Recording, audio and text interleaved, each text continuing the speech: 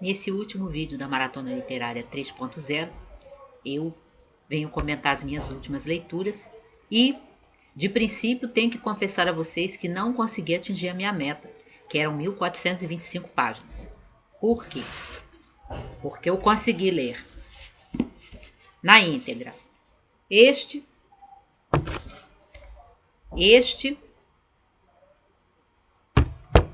mas, como eu já suspeitava, quando chegou no tomo 2 dos Sertões, que eu falei para vocês no vídeo de sexta-noite, que eu tinha 170 páginas para dar conta no final de semana, e eu falei que eu achava que não ia conseguir, realmente eu dei conta de 100 dessas páginas, faltaram 70. Então, das 1425, eu dei conta de 1355.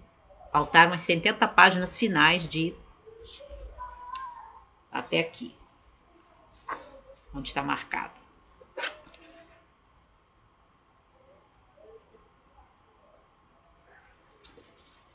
Ficou faltando terminar, e aí vou ver se eu termino nas próximas semanas o tomo 2 dos Sertões. Por que que eu acho que não deu? Eu tive tempo, não faltou tempo, não foi uma questão de tempo no final de semana.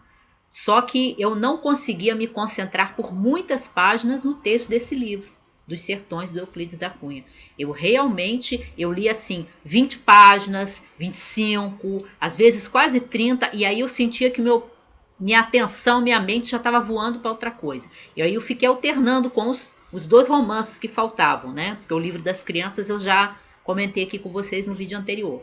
Aí ficaram esses dois para o final de semana. Eu terminei o Anão, né? Continuei lendo esse, terminei o Senhor das Almas e não consegui adiante com esse aqui. Realmente não era um livro, pelo menos para mim, não era um livro para ter colocado na maratona literária, porque para mim eu tinha que ler ele muito espaçadamente, poucas páginas de uma vez para eu conseguir prestar atenção, porque passar os olhos e dizer que leu não vale a pena, né, gente?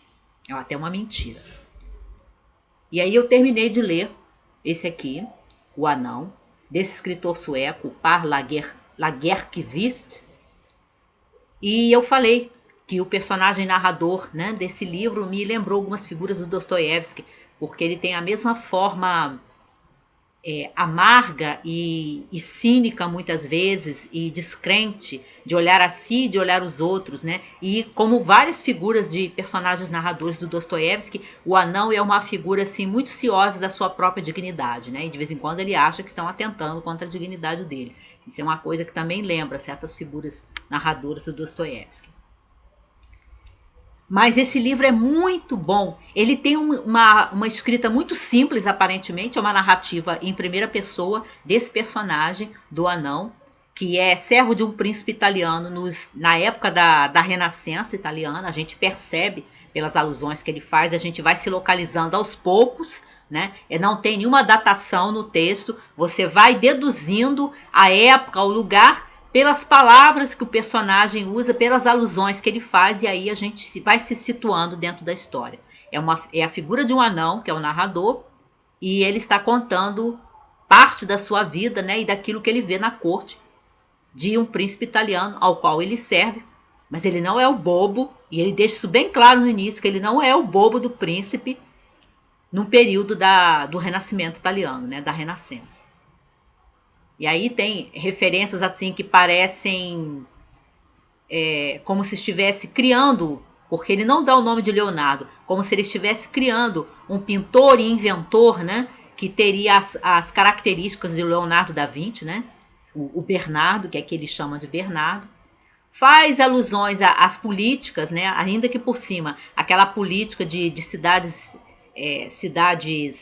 repúblicas, né, da Itália, por cima, mas tem essas referências, né? Não a Itália como um país unificado, ou seja, aquela Itália que a gente conhece mesmo da história da Renascença, das rivalidades aqueles mercenários pagos, né? Que eram os condottieri, que ele nomeia aqui também. Tudo isso vai ajudando a gente a se situar. E o anão é uma figura com a qual a gente não consegue simpatizar, né? Isso eu não sei se o autor pretendeu, porque o Dostoiévski às vezes consegue fazer a gente não propriamente gostar, mas ter compaixão, né, daquela figura, sentir alguma simpatia humana, né? E eu não consegui nessa figura aqui. Mas mesmo assim o livro é interessante. Mas eu só não dei 5 estrelas, aliás, por isso. Eu dei 4. Ou se o Scooby permitisse, teria dado 4,5. Porque não tem nenhum personagem nesse livro que você tem assim.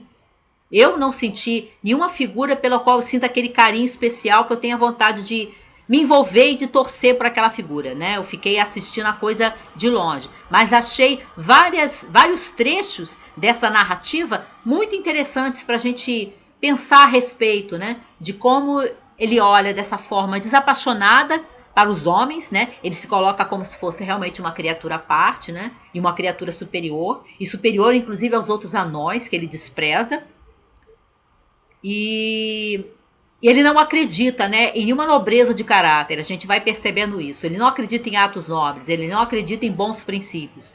E quando ele assiste, porque é ele quem narra, assiste alguma situação, alguma ação que a gente só poderia classificar, né, e ele mesmo, como uma atitude nobre, como uma atitude desprendida, o anão diz que é uma loucura ou que ele não entende. Essa figura do narrador também tem aquela ideia que a gente já tem colocado aqui, que eu já tenho comentado com vocês em outros vídeos. Ao mesmo tempo que ele descreve o que está acontecendo, você não pode acreditar piamente, né? Simplesmente em tudo que ele está descrevendo, porque ele descreve com esses olhos desapaixonados, ele descreve com esses olhos cínicos. Então você tem que ver além ou nas entrelinhas daquilo que ele está descrevendo para nós, como narrador, né? Ou seja, de uma outra forma, ainda que não conscientemente, me parece, mas por causa desse modo desapaixonado, desse modo frio, desse modo sem emoção, desse modo descrente, né? Que ele olha todas as coisas, todas as pessoas, todas as ações humanas, você tem que dar um desconto naquilo que ele está descrevendo e interpretar diferente muitas vezes da interpretação que ele está dando, ou pelo menos por aquela interpretação que ele dá em dúvida. Ou seja, outra vez estamos diante do narrador não confiável. Muito bom, mas eu só não dei 5 estrelas por isso, eu não consegui me envolver com nenhum personagem da história, mas o livro é muito bom, merece ser relido. Depois eu li durante o final de semana, comecei no sábado e terminei no domingo, O Senhor das Almas, dessa escritora judia, a Irene Nemirovsky, que era originalmente, aqui diz que ela era de Kiev, né, na Rússia. Depois ela veio com a família, né, e migrou para a França. Acho que a gente já pode considerar ela como judia francesa. Mas o personagem principal aqui é um judeu russo também, né, um imigrante, que vem para a França. E aí sente todas as portas fechadas, todas as dificuldades, né, como imigrante, como judeu.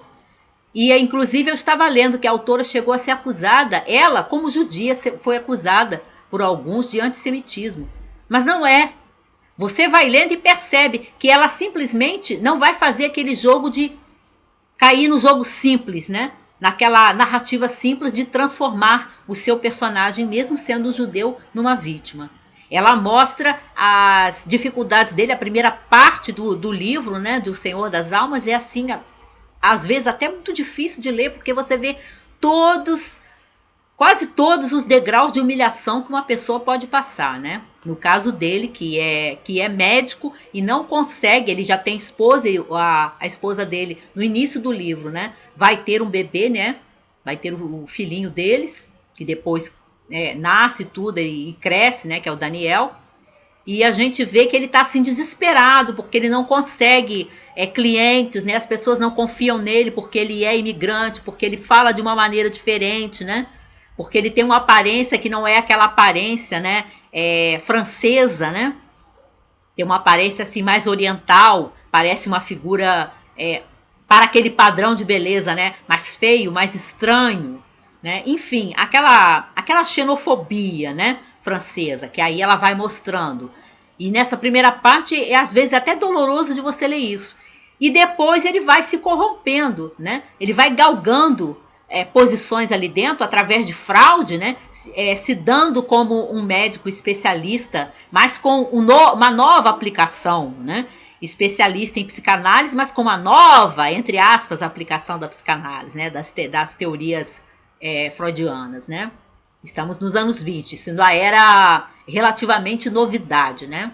Até porque ele se apresenta como um psicanalista que vai usar aquelas teorias de uma forma inovadora. Mas é um charlatão. E aí você vai acompanhando na segunda parte essa degradação moral do personagem para conseguir se afirmar, né? Para ter dinheiro, para ter uma boa casa. E aquele olhar que ele tem, né? Especialmente das mulheres, né? Das mulheres francesas, que são aquelas mulheres ricas, né? Bem vestidas, elegantes, que estão fora do universo dele, que ele fica olhando, né? Com aquele olhar assim, cobiçoso, com aquele olhar faminto, né? É muito interessante, realmente mostrando, sem disfarces, né? Sem sentimentalismos, essa questão de tudo que uma pessoa pode fazer para sair daquela miséria, né? Daquela situação assim, sem perspectiva, que ele está na primeira parte do livro. Muito interessante, mas também é um livro que eu acho que a gente não tem assim personagens pelos quais torcer, me parece. Mas é muito bom.